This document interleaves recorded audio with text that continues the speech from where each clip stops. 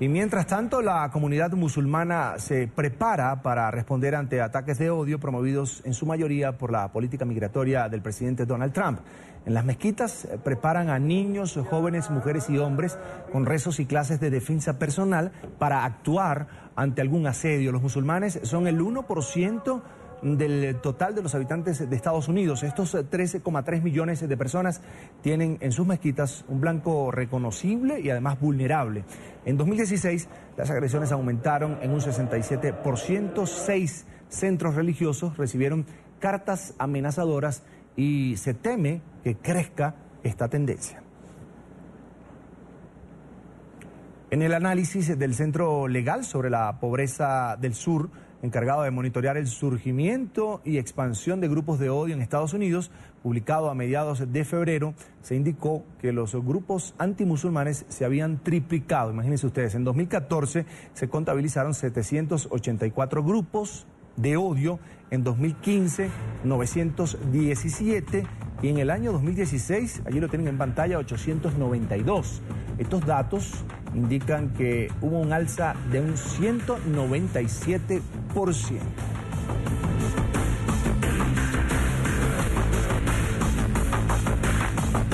En la Florida nos acompaña Wilfredo Amir Ruiz, es el director ejecutivo del Consejo de Relaciones Islámico-Americanas. Ya lo vemos en pantalla, gracias por estar con nosotros, bienvenido. Darwin, un placer. Bienvenido. Lo primero, ¿desde cuándo se están dando cursos de defensa personal a niños, mujeres y hombres musulmanes en las mezquitas y en qué consisten además estas clases? ¿Qué les enseñan?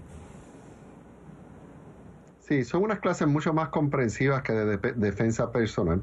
Es una especie de adiestramiento que el Consejo de Relaciones Islámico-Americanas ha ofrecido a más de la mitad de las mezquitas y centros islámicos de la Florida, que consiste básicamente en 4 áreas: seguridad personal, seguridad en el hogar, seguridad en el centro de religioso o escuela y extremismo.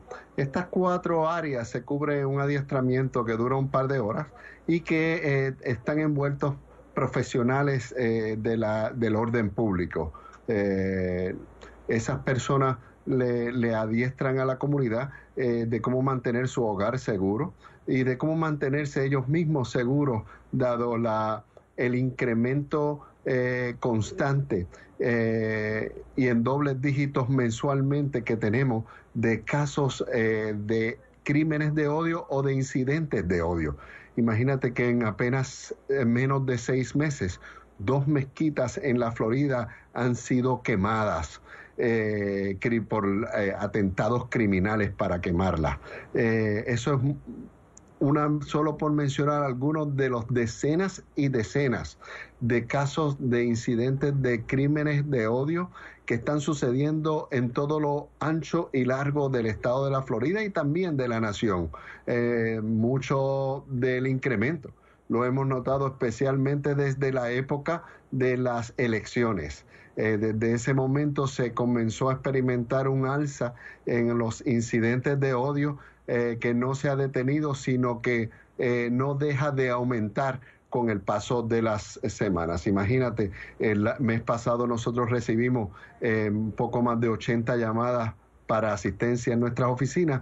Este mes de febrero pasado recibimos más de 165 llamadas de personas solicitando asistencia porque son víctimas de discrimen o víctimas de crímenes de odio o víctimas de algún tipo de persecución o agresión. Cuando ustedes están en medio de un ataque o después de este, ¿qué pueden hacer? ¿Cuál es el proceso que recomienda usted a musulmanes en territorio de los Estados Unidos al estar en una situación como esta? Pues lo que tenemos que hacer es lo que estamos haciendo. En primer orden es velar por la seguridad, por lo que tenemos que siempre, cuando seamos víctimas, cualquier miembro de nuestra comunidad o nuestras instituciones de algún acto o crimen de odio, es notificar las autoridades locales y federales. ¿Por qué ambas jurisdicciones? Porque así tenemos mayor garantía de que el asunto no se va a echar a un lado o se va a dejar sobre un escritorio. Y en ese sentido, le notificamos de ordinario a múltiples agencias del orden público locales, estatales y federales.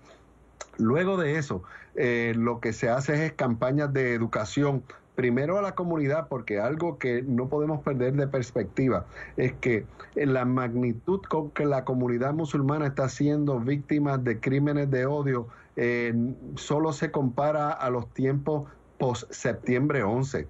Ese es el ánimo que existe en la calle. Muy, como bien dijiste en la introducción del segmento, mucho de ellos se responsabiliza a esta retórica que desde la campaña electoral del presidente estaba abrazando, diciendo que los musulmanes no iban a ser admitidos en este país, y otro discurso islamofóbico. Eso ahora lo que vemos es la repercusión directa cuando se está tratando de hacer ya de manera oficial, de manera con órdenes ejecutivas, que ya es una acción no de una campaña electoral o de un individuo, o es una acción gubernamental, por lo que hemos tenido que activar un gran número de asesores legales y colegas y algunas otras organizaciones también de derechos civiles que se han unido a una coalición que hay nacional para enfrentar de manera directa y en los tribunales a las órdenes ejecutivas inconstitucionales, racistas, islamofóbicas y xenofóbicas del presidente Trump, que verán día tras día mayor número de instituciones, en este caso hasta un estado, el estado de Hawái demandó en esta última orden ejecutiva. Vemos que hay estados, individuos, organizaciones, todos demandando al ejecutivo, al presidente Trump, por hacer efectivas este tipo de órdenes que en parte son motivadas, o la principal motivación en realidad es el discrimen por razón de religión, y como eso no tiene cabida en la Constitución norteamericana, siempre será la causa principal que abrirá las puertas del tribunal para acudir al auxilio, presentándoles que estas órdenes ejecutivas son inconstitucionales y violentan los principales derechos a la libertad de religión, libertad de expresión y la igual protección de las leyes. Señor Amir, ustedes están luchando por la derogación precisamente de estos vetos de Donald Trump, pero, y haciendo en este caso de abogado del diablo, le pregunto, el Ejecutivo se escuda en razones de seguridad nacional para sus medidas migratorias. ¿Cómo encontrar entonces un punto medio allí para que nadie salga perjudicado? Pues hay que trabajarlo de una manera muy honesta y despolitizándolo. Así que ver al presidente Trump anunciando primero que los hispanos presentan un problema de seguridad nacional, y para protegernos de ese problema de seguridad nacional hay que levantar una muralla en la frontera sur, y a las 48 horas presenta entonces a los musulmanes también como un problema de seguridad nacional, por lo que hay que impedir el libre flujo de inmigración de los musulmanes, comenzando con 7 países, ahora lo redujo a 6.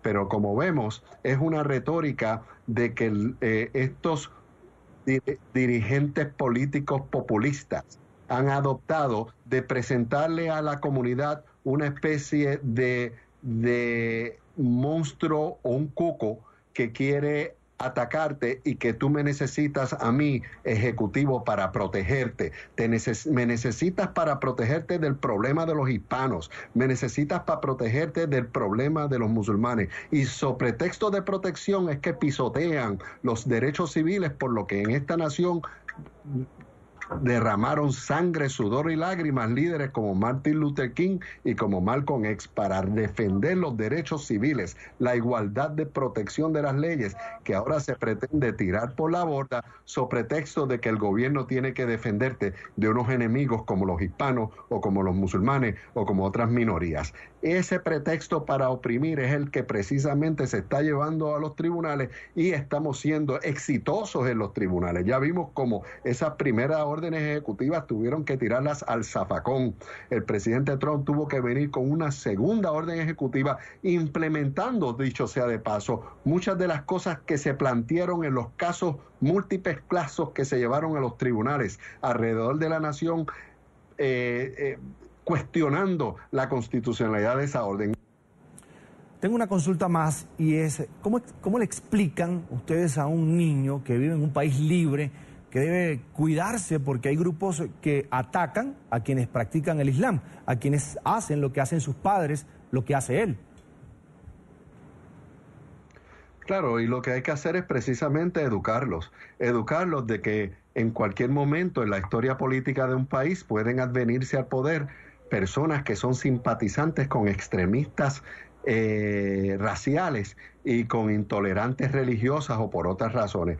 Esa gente puede advenir al poder y lo que tienen nuestros hijos y nosotros que estar preparados es para saber con qué herramientas podemos combatir esto de manera legal, pero decisiva.